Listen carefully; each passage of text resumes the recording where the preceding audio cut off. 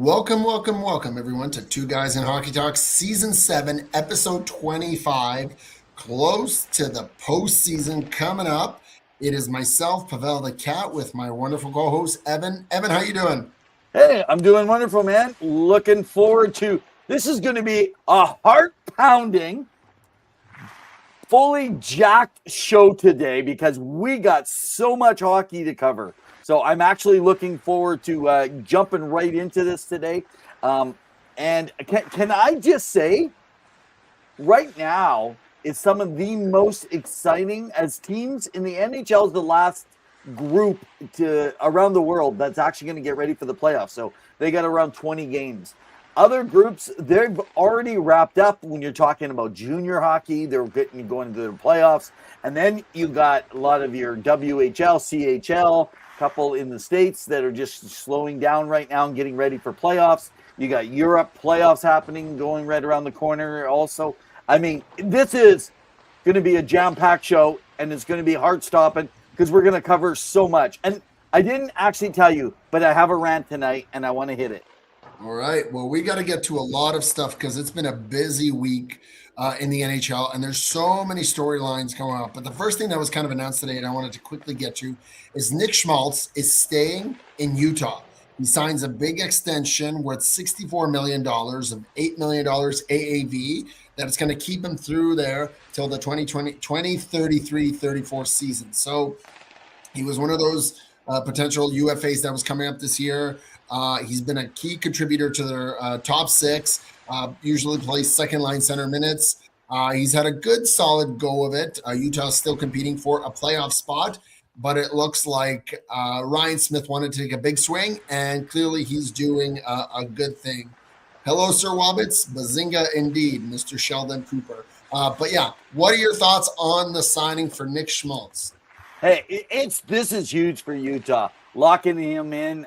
Now, I'm not in favor of the numbers, so let's just first say because they're jumping so quickly, it's hard to compare last year to the year before and so forth. But based on the numbers where they're at now, this is going to work well for them. Takes them through the 33-34 season.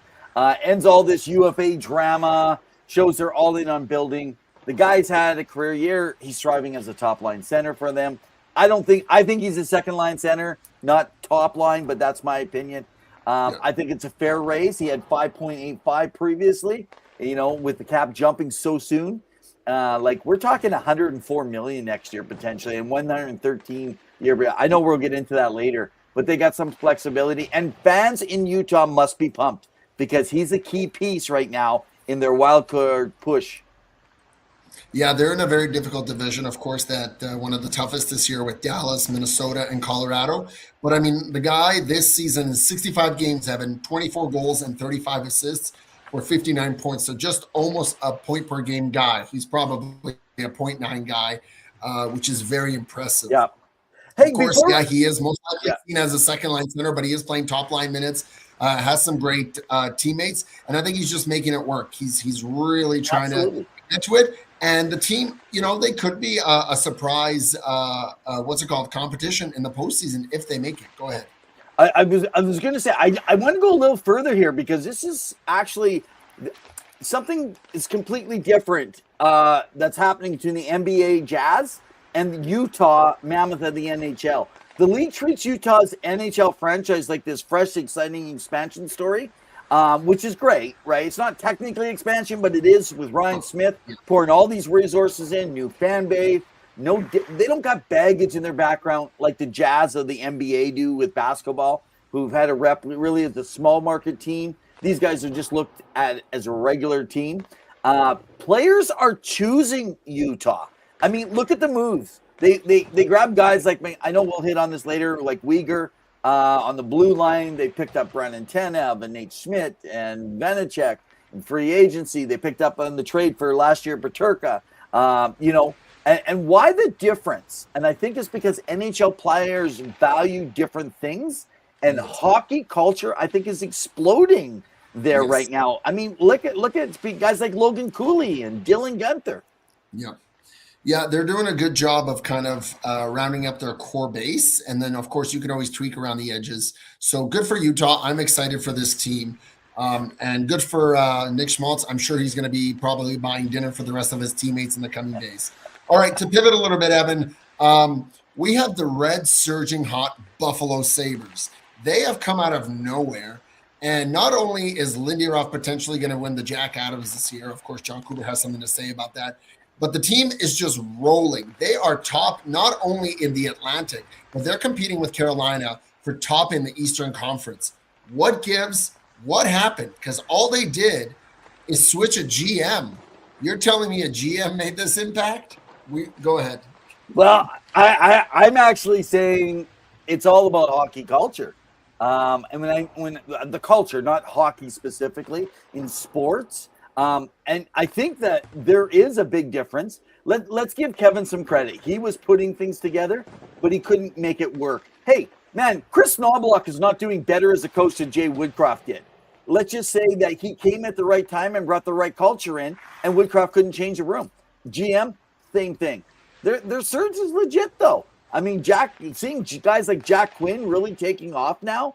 Darlene is really coming to his own, sitting first in the Atlantic. Man, this is massive for Sabres fans, and they deserve it. They have put up with crap for a long time.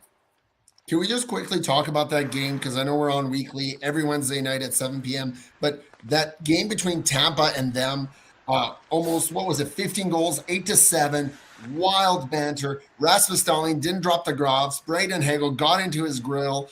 He got the penalty for it. Good for Dahlin, but clearly he knows how to irk the other guy because he got a power play out of it for his team. And of course, you got to do whatever helps you take advantage. But just some back and forth. I was a little worried about Ukko-Pekka Luukkonen, who looked a little shaky. But back and forth jabs and blows. And, this is kind of like saying, like, hey, the Panthers aren't here. We can play your tempo, Tampa Bay. Let's go. What are your thoughts on that game? Hey, no, I think it was one of those games, so I didn't catch it live. I went back and caught highlights. It took a half an hour to catch the highlights. That's how much actually was going on the ice, and it was like chaos on ice throughout the whole thing. But I mean, if you're a fan of the game, you couldn't get more money of your money's worth at that time, right? I think when the Buffalo Sabres are successful, the league is successful, and that franchise does need a good win. And I know we've kind of talked ad nauseum already about the trade deadline, but good for the team to pivot after they could not get Parayko to go after Luke Schenn and Logan Stanley from Winnipeg to bolster that deep end, because you need a strong back end in order to compete in the postseason. And if they're going to try to go on a deep run here and maybe have a St. Louis kind of miracle run, who knows if this is going to be one of those things where they need to, bolster up their end. Go ahead. I was just going to say, so folks, I'm just trying to look at our technology. So tonight, right now, I apologize if you're catching this late on X. We are not running live to our stream on X. There is issues going on right now with X. They're experiencing with their live streaming posts. So it will get up there. It just might be you might be watching this post and didn't catch us live. So we do apologize for that tonight. That's fair. I mean, there's always technical difficulties, so I'm hoping that can be resolved quickly. All right. In other news that we wanted to get through, we're getting to that. Go ahead. No, I just thought let's give everybody an update here. So, folks, if you want to catch us, you can catch us on YouTube. Definitely subscribe to us. Lay a hand out there. It really actually helps us. Follow us live on Facebook. You can go through our website at twoguysinhockeytalk.com to catch in, as well on X, and you can sometimes catch us over on Instagram in a couple different variations. So we would suggest you get all the locations for issues even like we're having tonight that actually come in. And just a big heads up, if you want to be able to go check out posts, former players, different writings that go on, definitely, get to our website, man. We'd appreciate you guys getting on, hitting the clicks. We don't just do this just because we want to write on a wall. We actually do it because we're hoping that we're able to supply you with more. And remember, we follow all things hockey, so we're following everything around the world around. So, and then just big heads up to Flow Hockey. Watch all your junior hockey. Watch some minor pro around. Our song brought to you by Penny Billionaires, Electronic Hard Rock Band Arizona, Puckpedia, and Hart Levine, as well as JR Web Design supplying our website. You can also go to the Pro Hockey Group, which I've had a chance recently to catch a bunch more of what Jason Buckala is saying. I'm looking forward next week on my Rev Stop 15 to talk. And, of course, the Northern Michigan Warhounds. For sure. So to jump into a game last night that was very exciting, could potentially be a preview of a Western Conference final, is the Colorado Avalanche versus the Edmonton Oilers. Now, Colorado, I think they had a really good trade deadline. They acquire Kadri, Nicholas Waugh. They looked pretty good. But unfortunately, last night, the thing that really took hold of a lot of the game was Nathan MacKinnon skating in. And, of course, with Darnell Nurse trying to defend, him accidentally going in to Ingram, the goalie, knocking his knee or kind of his body into Ingram. Ingram looked shaken up, had to leave the game, was a little bit bloody. The camera kind of focused on his face. And then, of course, Jared Bednar, not one to mince words, talked about how about Connor Ingram. He doesn't care if he was injured or not. It wasn't a penalty. Shouldn't have been called a penalty. Especially since if Nurse didn't run into him. Now, I've watched this play a little bit, and I'll give my thoughts, but I wanted to know your kind of thoughts because it's been a topic of discussion today on X/Twitter, where you can find myself, hockey_2, or Evan at Revenev. What were your thoughts on the Nathan MacKinnon kind of coming in collision with Connor Ingram? So first of all, it's a penalty no matter how you swing it. Yes. Is it a 5 minute? I want everyone to think of this. I'm going to use 2 pens here, okay, on my viewer, and I want you to think of this. So if my head is in the goal crease, okay. If you take a look at my picture, the player MacKinnon is at 20 per hour coming down. He is big, he is strong, and when he's coming in, he comes all the way in, and the player on the inside, the defenseman has no choice but to try to block. Otherwise, he lets MacKinnon get right by him. Yeah. The job of the defenseman is to come in. And so to say that MacKinnon, he gets to the goalie and then tries to cut in front of the goalie and he gets bumped by Nurse. Nurse already had that inside lane. Nurse did not see MacKinnon. This isn't about who's at fault. I'm just saying how the game's played. Yeah. And so when you're coming in at that stage and you think I have the right to go in front of the goalie, and I blame it on Nurse, he still would have cut through the blue. No way he would have been out of the blue. Yes. Maybe the trying to wrap around, go around the corner. It's his responsibility if you're going to charge the net, and that was a charge of the net. What should it have been a 5? In my opinion, I'd say yes, but I wouldn't be terribly upset if they only gave a 2. But definitely, that was not a safe play by MacKinnon. And can we can go further. I'm not going to do this today. But we can go further and talk about other things that MacKinnon does carelessly on the ice. So this is not a first time. He's done some other stuff. He's done some judo on the ice, let's just say. We can go back even playing against Dallas. So anyway, that's my opinion. It was a penalty every day. Was it Nurse's fault? You know what? It was not Nurse's fault. I wouldn't say that the how hard the goalie got hit. That was an accidental play by everybody playing their part of the game. Goalie stays out, and I don't like Bednar's comment. I don't care about the goalie. I don't think he meant it that way, but I think he needs to retract that because that was actually an ignorant statement of not caring for players. Just saying, hey, it doesn't matter what the goalie's doing. And you have to wonder, what if the roles were reversed where McDavid's coming in? Oh my gosh! One of their defensemen is trying to block. Maybe it's Mason, and all of a sudden, he hits Blackwood or whoever may be in net, and all of a sudden, what are you saying? So I didn't like the comments because you never want to see any player injured. No. MacKinnon he's very fast. He can skate very fast on the ice, and I know what he was trying to do. Yeah. Nurse was trying to defend him. It wasn't the best play, but he did go through the blue paint. The moment you go through the blue paint, I know it's a penalty because that's kind of what it is, and I think. Yeah. That's one of the reasons why they kicked him out of the game, right? Now, they could have reviewed and say, you know what, it is only 2 minutes. It does happen. Yes. But again, what had happened is that there was a collision. You hope that Connor Ingram is okay. And I was a little bit off-put by the comments by Jared Bednar because you never want to see any player down. And we've seen it one too many times where it's, even if it's an accident, the last thing you want is someone injured because it impacts the game, right? So I know that a bunch of people are worked out, especially Avs fans. I don't want to get into it. We got way too much other stuff to talk about tonight.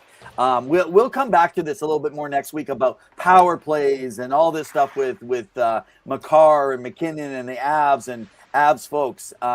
In fact, in my rant, I want to talk about some stuff that I was reading in the comments. So that's why I'm going to leave it there. But can I just say, people are complaining because the goalie was injured. That's why he got a 5. Can I just say there's suspensions? And the only reason suspensions are as big as they are is because players are injured. So come on. This is ongoing. The NHL official, do I agree that anything should be relevant to the injury? No. However, that is the way the league has been for the last 20 years. So get over it. For sure. So we'll see how it goes. Edmonton's got 2 wins against 2 really good teams. I don't know what to make of Vegas, but Colorado I still think is going to be a threat to reckon with in the postseason, and I'm looking forward to seeing what happens.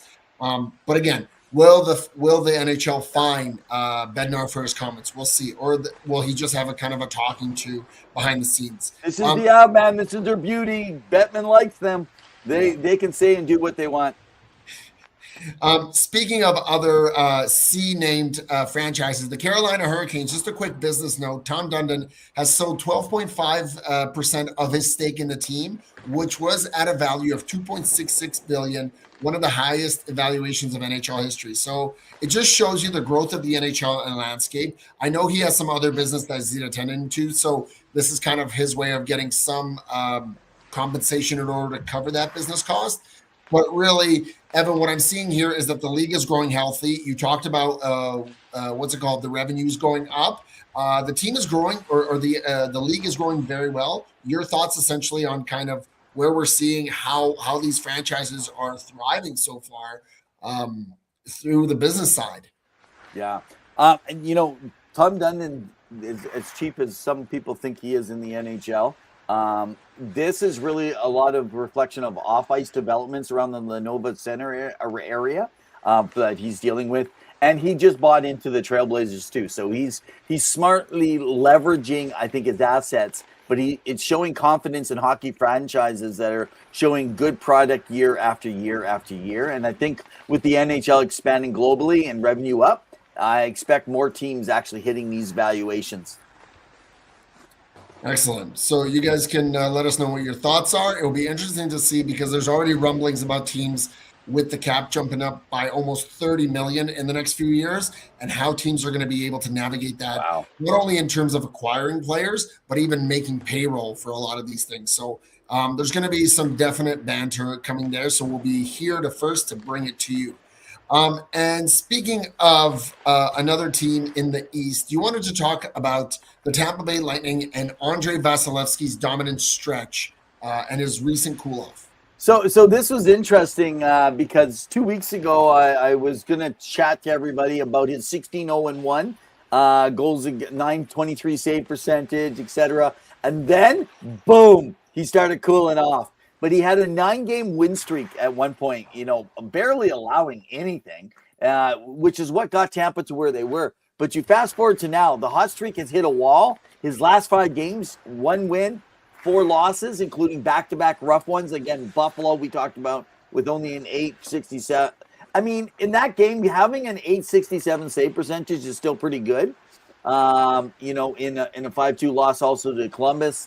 Season stats still look good overall, though. The guy has 29 wins, 913, even with those bad games, 913 save percentage.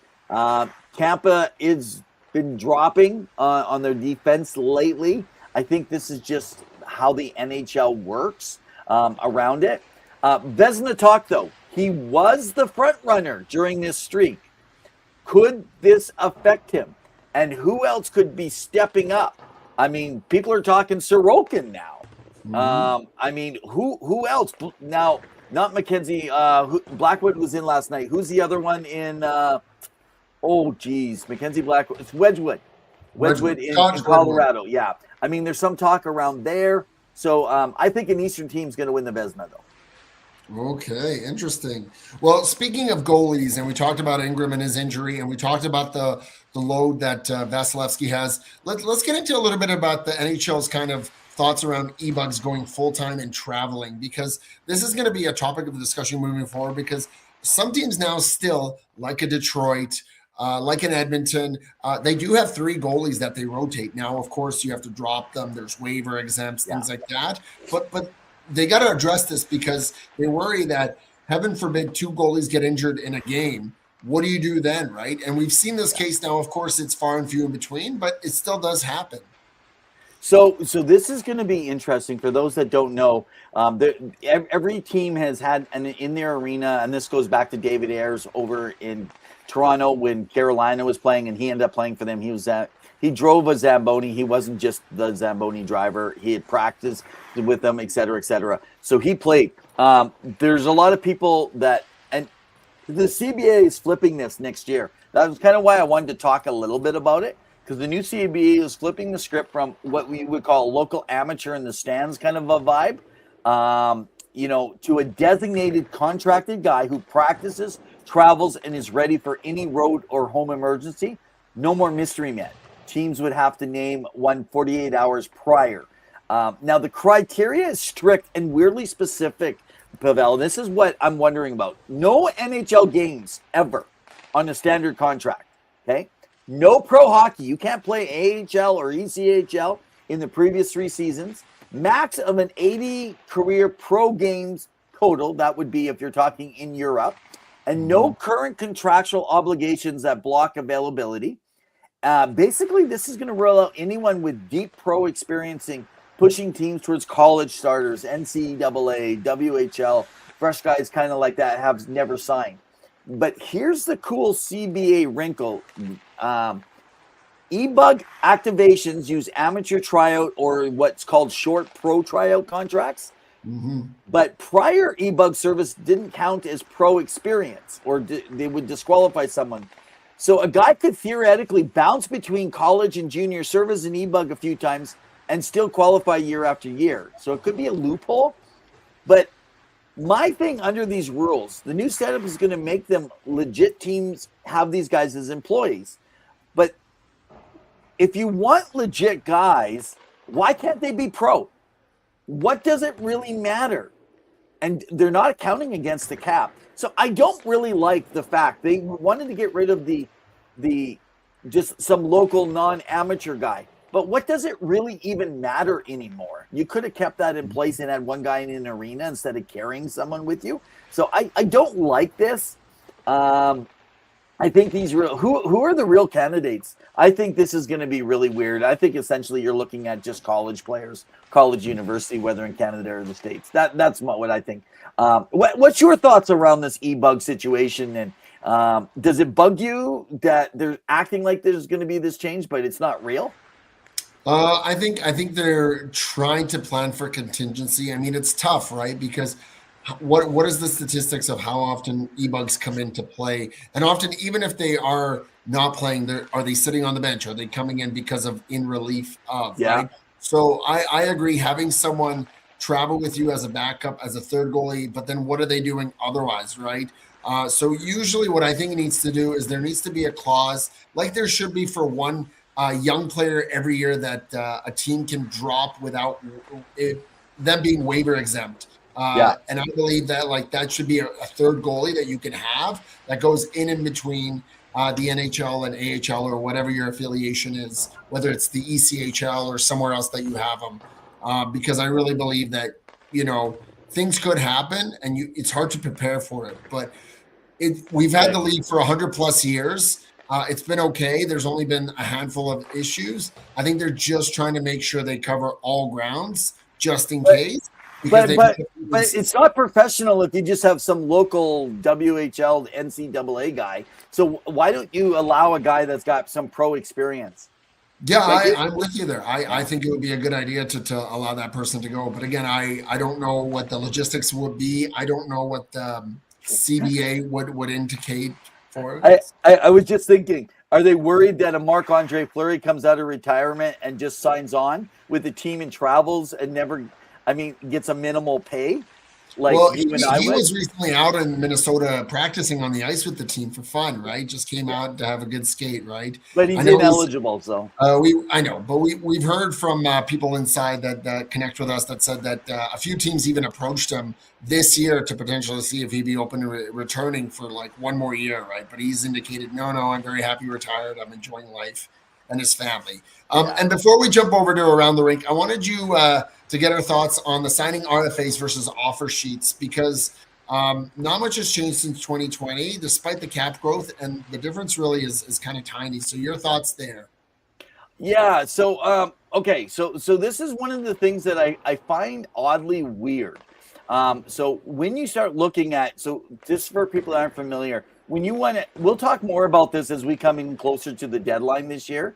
But what ends up happening is you have a chance to sign an RFA via an offer sheet. So if you have someone that is going into, say, off their first 3 years, they got 2 years, you can actually pay out. So the difference between 2020 and 2025, okay, a cutoff, it literally on the low end went from 1.4 to 1.5. On the high end, so if you're going to give up 4 draft picks in 2020, if you signed anyone over 10.91, but today it's only 11.7. So we're talking less than $1 million more on a contract. You and I know the best players in the league that are going to be over 10. $1 million, that's the only difference. They need to find a way to calculate this with the CBA because the drastic difference, and they need to make it higher now.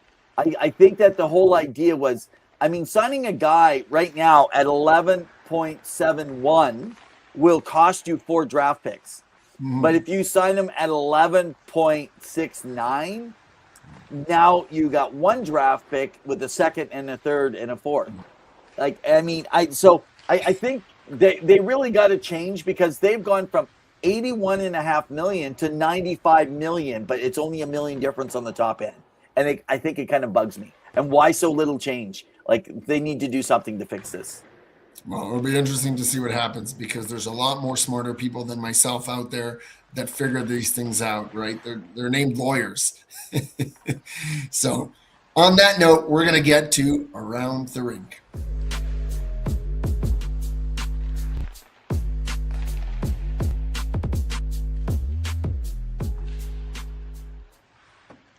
Around the Ring brought to you by Flow Hockey. If you want some great quality hockey content, go check out Flow Hockey. It's incredible and some great games that you can watch. All right, Evan, there's quite a bit happening around the league, so I wanted to kind of get into it because there's been a bit, including in the KHL. Vitaly Pinchuk of the HC Dynamo Minsk, he is generating a lot of interest from a lot of clubs right now. After scoring this season so far 29 goals and 61 points, making him a very potential free agent target. Now, he's only 23, so very young, still in the prime, potentially could really compete, but he also can be a top offensive producer, and he's showing his ability as a playmaker, as a scorer, right? You never know how this always translates, whether it's an Artemi Panarin style or Shipachuk this year, but, you know, it never hurts a club to take a chance, a flyer on a guy, maybe a 1 or 2 year deal with the cap going up. But I like what he's known for. What are your thoughts on his production? Because I think he could potentially sign. Right now, Utah takes a chance. We need some scoring, or a Calgary. Let's get some scoring in here. Yeah, and I don't think that's what he's looking for. I actually think he wants to get on a winning team right up front, because he wants to find a way to make that money as a UFA, right?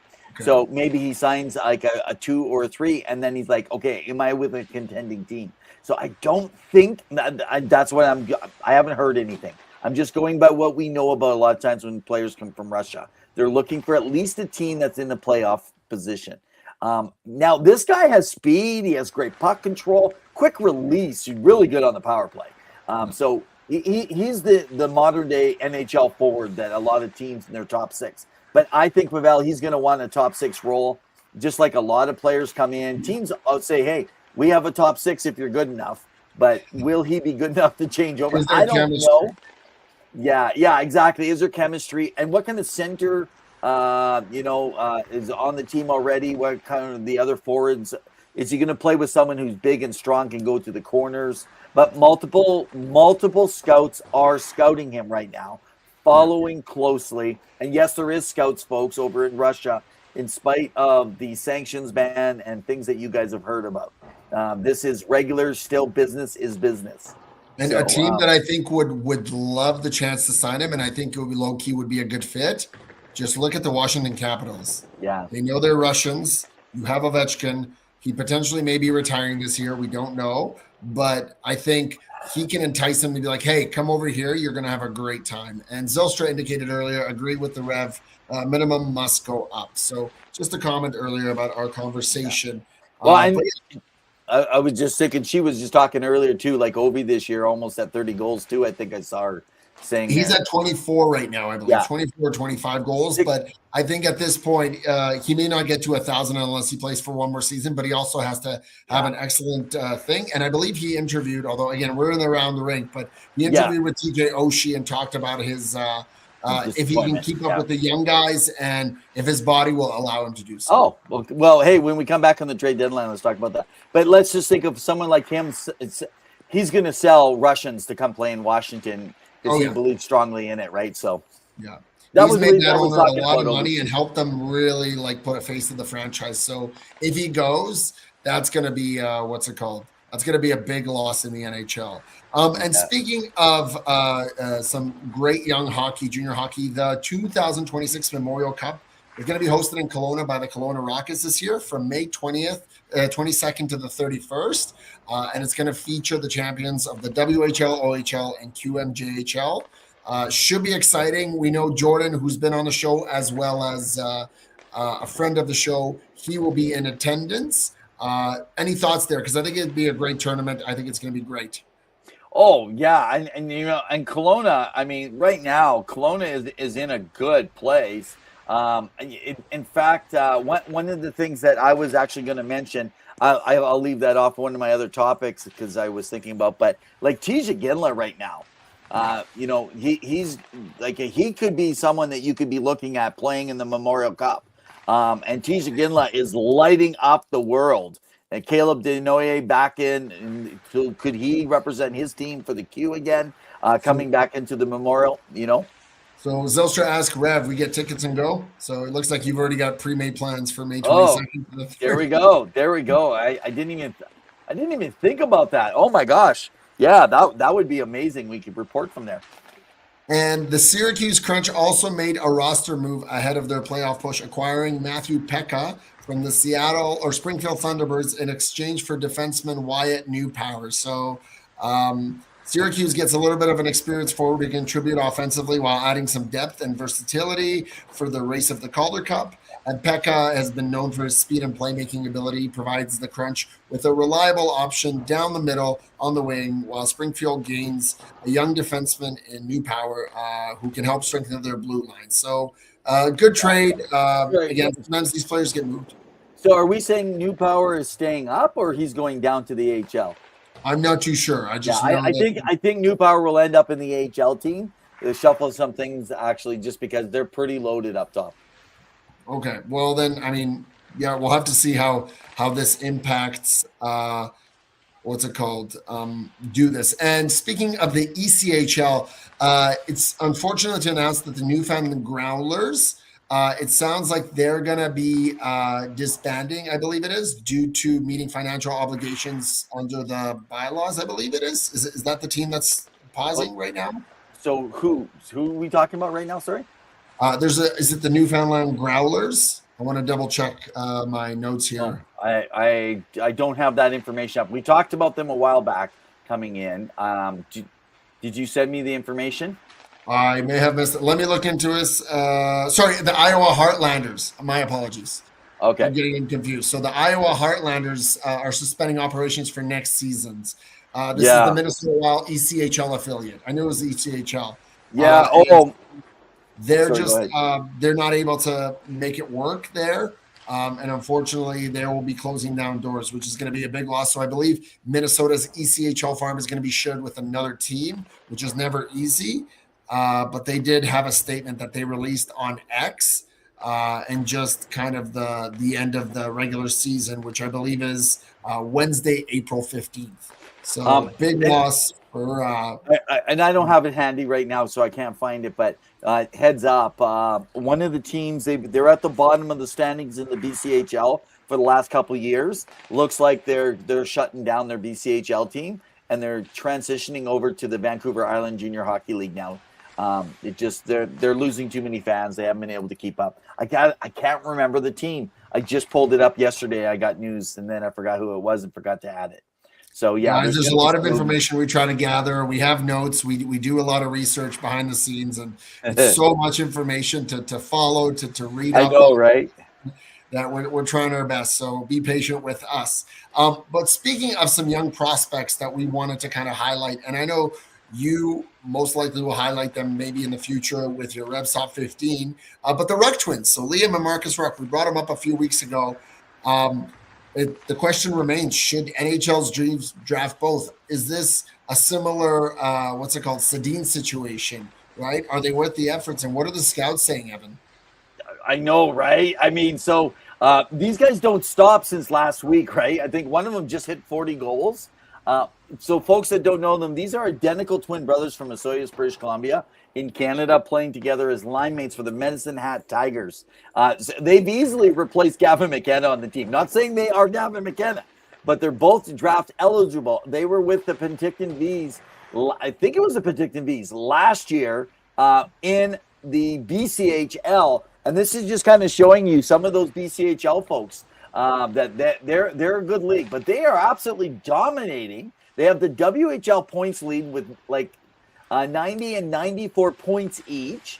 I actually think Liam is the better player than Marcus.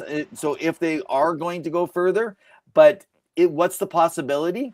And I really wonder, is there any GM who drafts one? Will they at least have a plan to trade up or down?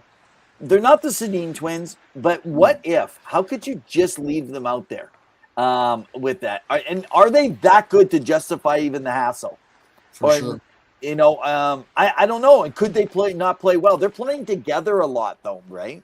So this, they won gold at the U17 World Challenge, and just for context, so Liam, as you indicated, he went 9th overall in the 2023 WHL prospects draft, while Marcus went 21st overall. So still in the top 30, but of course a bit of a gap, right? And both are being put into the first round now by scouts, though. So I should let people know that. Like 26th North in Central Scouting has. Right now actually has Liam around 26th for North America skaters. Elite prospects, has Marcus just a little bit lower, but so prospect hockey, draft prospects, groups like that, a couple of them actually have Liam higher. They think that he compares more to Wyatt Johnson. So this could be true. But could Vancouver make this happen? Yeah, again, yeah. I think we talked about this last week. Can we get another Brian Burke situation? Yeah, I mean, it would be fun. It would be fun for them, right? For the fans, give them something to hold on to, and get an Ivor Stenberg, Keaton Bearhoff, or Gavin McKenna in the same time.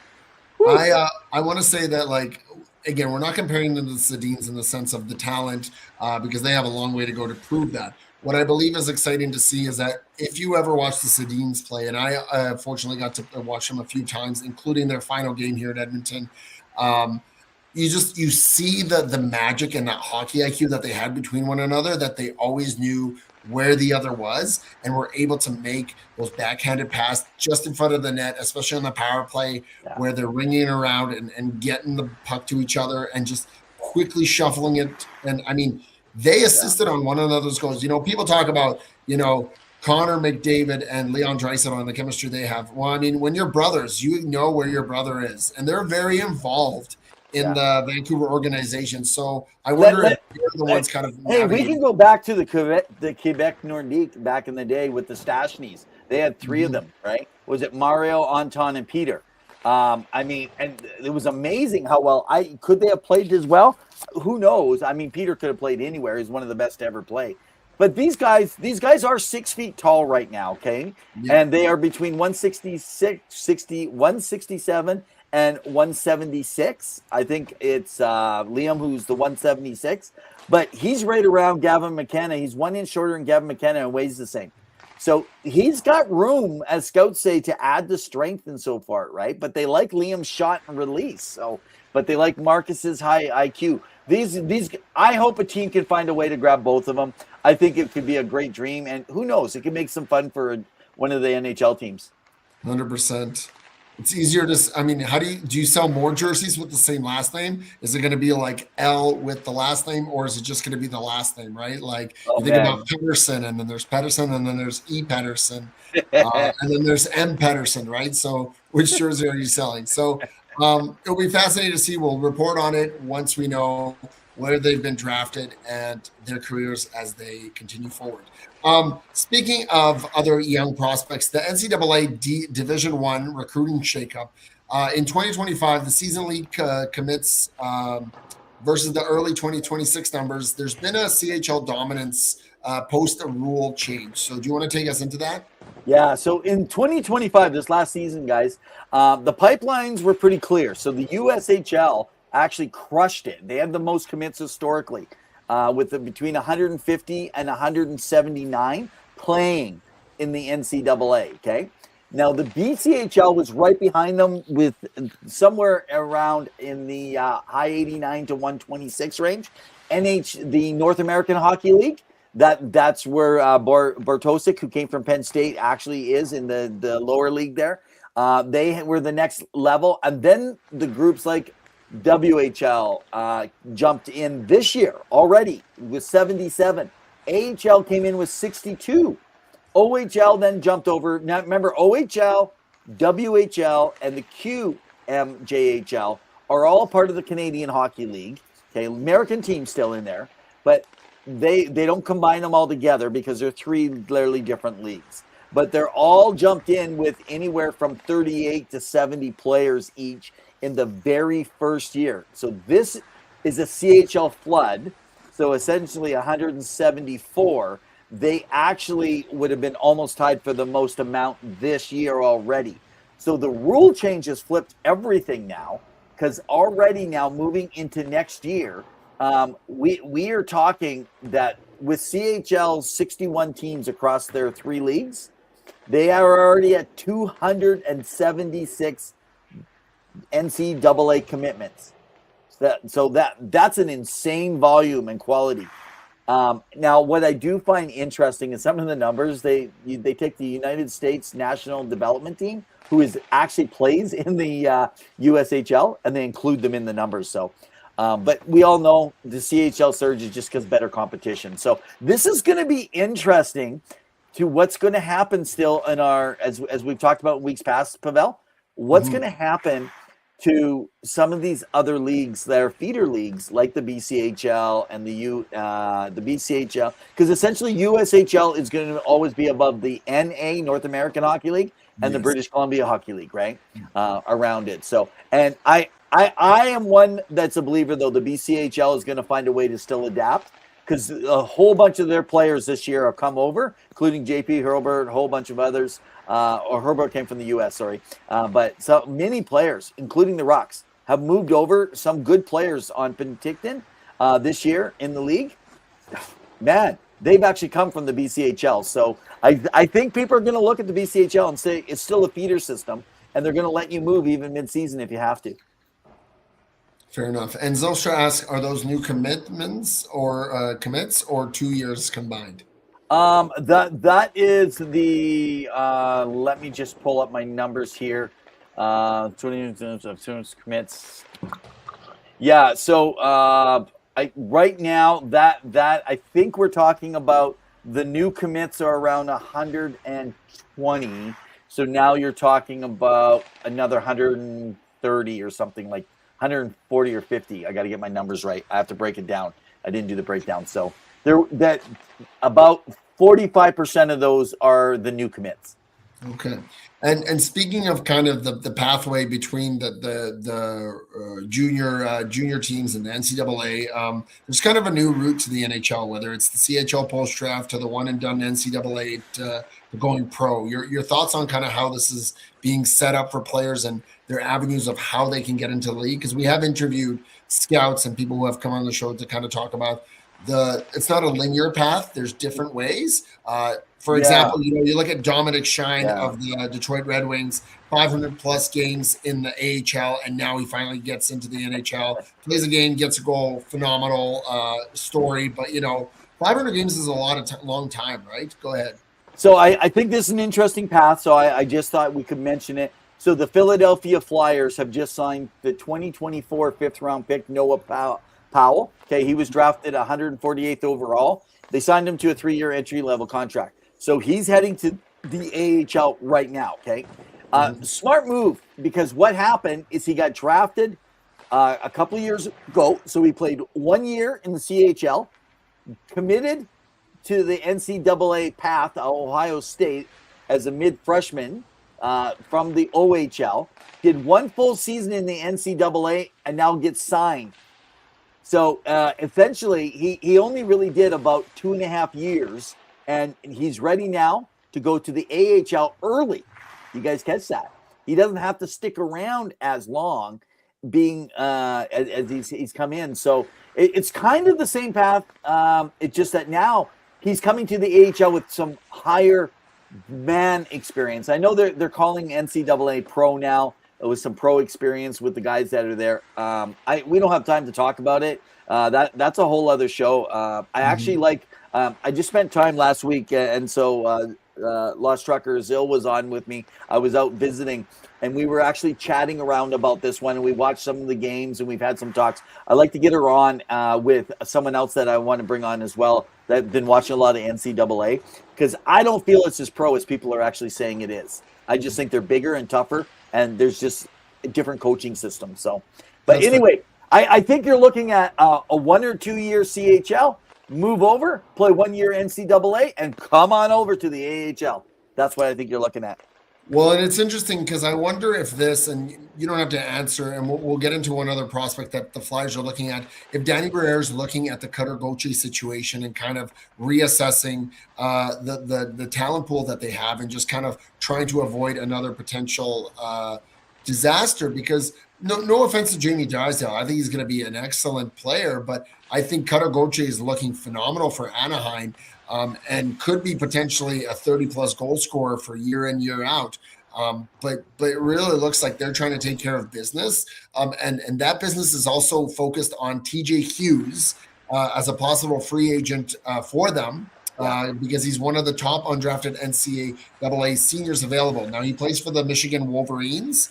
And this season alone, he's got 18 goals and 29 assists in 34 games. So really exceeding, right? And at a certain point, you're going to have to get a shot in the NHL and see what you can do, right? And I think the Flyers may not make the postseason this year, but I do believe that there's an opportunity for them to really bolster up their forward group, especially if they do consider moving a player again, or if something happens with what's it called, one of their top guys, right? Like, do you trade a Couturier potentially? I know, he's the captain. Do you move someone out? Zegers has fit in pretty well there. What do you do? So it'll be interesting to see. So I was going to say with TJ, Flyers nitty gritty with one of our friends of the show, Jamie Bascal, actually thinks that Briere is going to put a big push in for him. He has linked right now as a possibility of signing into some of the systems, and those are the Oilers, the Penguins, and the Bruins. So any of those fans, they might be interested. Makes sense. The Penguins are loading up. Dubas is working away. The Bruins are rebuilding, retooling as they go. And then the Oilers are always looking to fill their system because they're trading away players. Well, they make a push for it, right? So, but he says, check for Danny Briere that they love the college route. And that this could definitely be a line. That's the way you have to go. College and more opportunity. And he's 24, right? But he filled in Michigan post Kent Johnson leaving and Adam Fantilli. So you got to remember Big names. that he had to fill in. He's not flashy or fancy, but he might like Philadelphia because he gets more opportunity possibly. Yeah. Yeah, and we'll see what happens. And finally, we just wanted to bring up the Washington State's millionaires tax, which passes. Go ahead, and then we'll wrap up around the ring. Okay, guys. We've been sitting and talking. People have come out openly like a Chuck and talked about state tax, and we hear all this stuff. Now, Washington State has passed in the House a millionaires tax. It's official now. It's official, you guys. This is going to be a big hit to the Seattle Kraken players of their 0% income tax advantage starting in 2028. That's when it's going to. So this is just broke out of Olympia. The Washington House just passed a millionaires tax. They had a 24-hour floor debate, and it was a 51-46 vote. They even had some Democrats passing over, but it's a 9.9% state income tax on household earnings over $1 million, only on the amount above the threshold. And then later on, when you get up to the millionaires, we all know they're making the dollars. They're going to be taxed. So, folks, going to Seattle is not going to be a tax advantage. So interesting. I wonder if some of those players are going to want a little bit more right now before the next season's hit, because boy, they're going to be in a little bit of trouble. Yeah, that has been Around the Rink.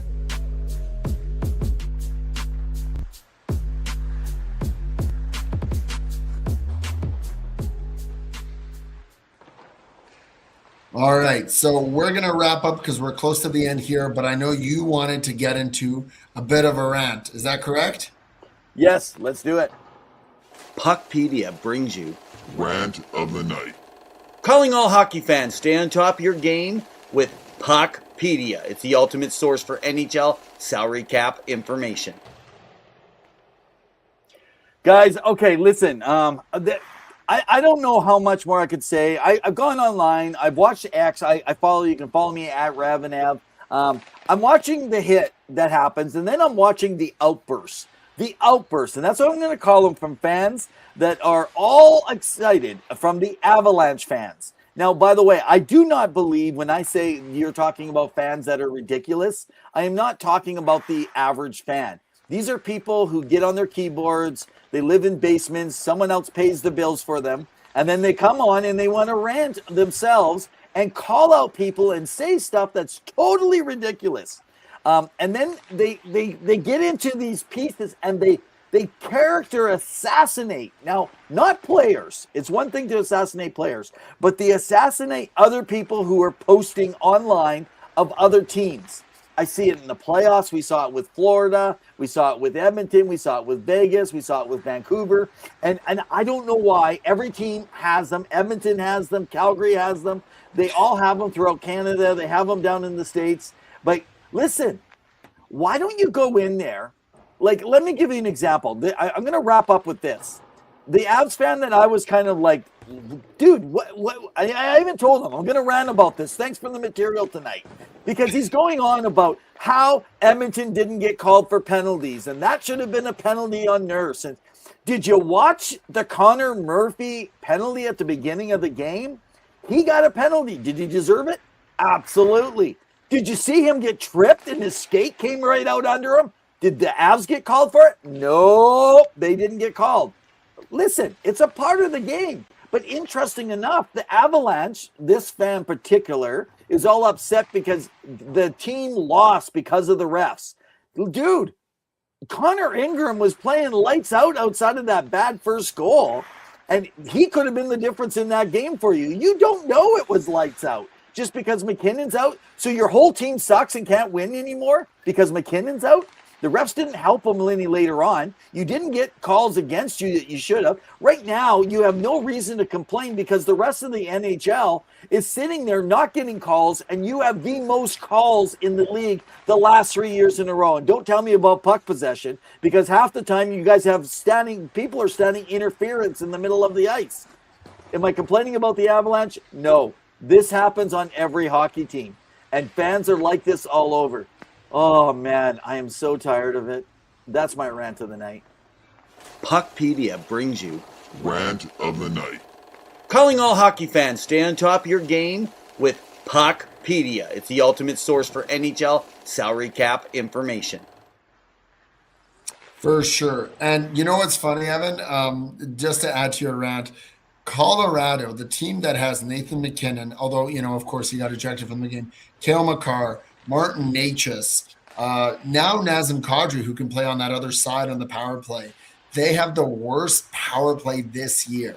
How is that possible?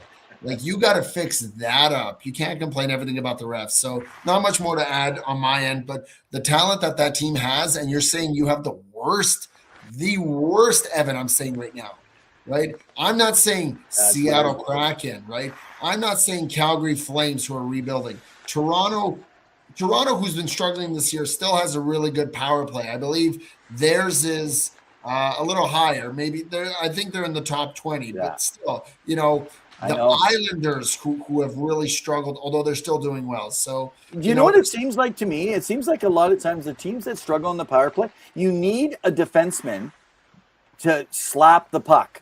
You need a good shot. If you take away that, Makar doesn't do that. That's the difference on there too, right? I think. Well, but it's also face-offs. Like, what are the face-off zones? Are they winning those face-offs? Right now, they didn't bring Kadri and Waugh, who could potentially win those face-offs. But McKinnon needs to be able to win one of those two. Hang on. But the face-offs, I think Edmonton's barely sitting over 50% in the offensive zone on power plays. But their breakout is better and their control is better. But exactly. But the same quality of players that Edmonton has, Colorado has. So there's no reason they can't.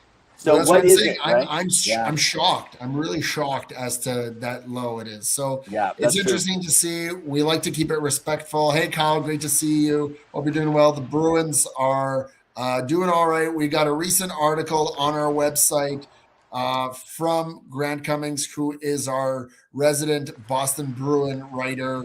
He does some great writing. He's talking about how they stood pat this year. Go check out our website at twoguysinhockeytalk.com. We love hearing from you guys. Make sure to reach out. All right, Evan, we're going to wrap up because we're close to the end. But I know we wanted to discuss scouts who watch players without the puck, because fans really miss the game by staring at the points, the plus and minus, which is kind of a skewered statistic, and of course analytics, which we have talked to at nauseum here. Whether we're pro or against, you guys can go back and watch our show because we've discussed it even with our guests. But your thoughts on kind of when you're watching the game away from the puck?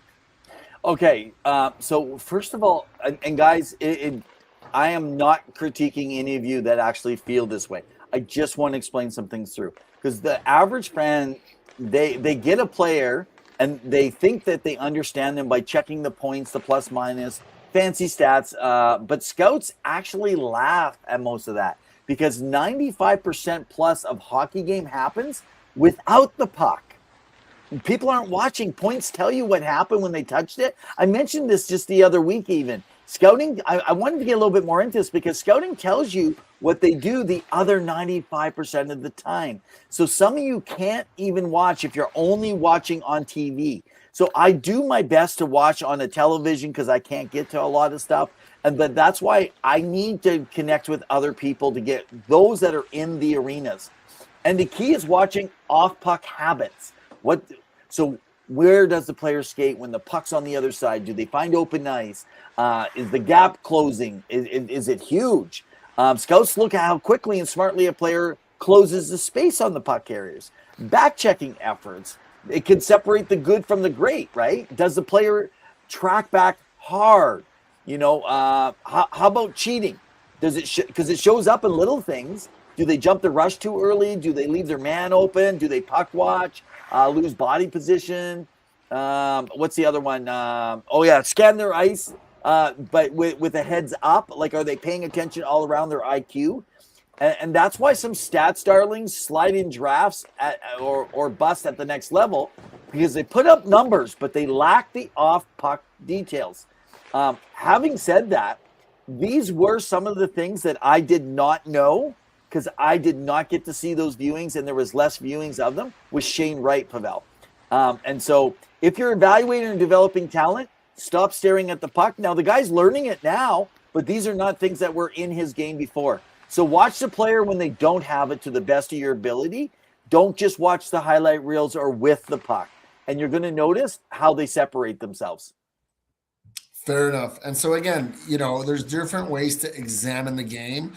We've talked about this with when Tom Gazzola came on the show a couple of years back, and we talked about how he isn't watching the team itself; he's watching kind of the play back and forth and what's been happening, and kind of the actions of players and how they're moving and the changes and the line combinations and where they're positioning themselves, both offensively and defensively, as well as the neutral zone. There's 3 levels to this, right?